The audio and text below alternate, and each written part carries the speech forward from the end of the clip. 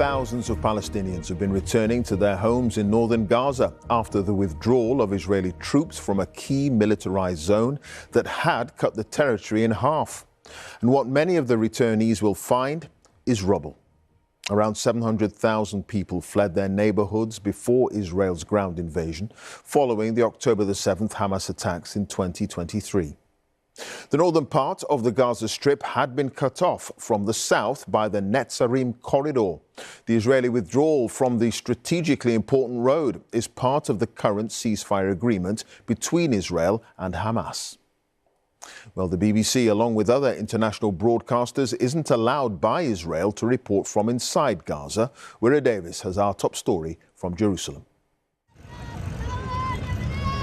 Internal refugees from Gaza's war, finally able to return north. Carrying whatever they can, however they can, thousands of people are heading home, or at least to where their homes once stood. Once they get there, it's a case of picking through what's left of their lives. We are steadfast and we've been patient under the rockets and strikes. They've deprived us of food and water, but they haven't deprived us of air. Gaza is like no other. Gaza is the centre of life for us, says this man, determined to rebuild his life in the ruins of the north. The ceasefire that has allowed this follows one of the biggest bombing campaigns in military history. More than 60% of Gaza's buildings, particularly in the north, have been destroyed or badly damaged. But it's a fragile truce. Yesterday's images of weak and gaunt hostages angered the Israeli government. But polls suggest an overwhelming majority of Israelis support a continuation of the ceasefire. Yuli Ben-Ami, who yesterday embraced her dad Ohad after 15 months in captivity, also demanded a ceasefire extension for the sake of remaining hostages. We will not give up and will continue to fight until everyone is home. We must continue until all phases of the deal are done and save our people. It's an agreement that's brought tangible benefits for Palestinians too.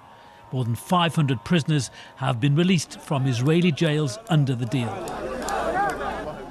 Benjamin Netanyahu has now returned from America, where he heard Donald Trump's controversial plans to rebuild Gaza.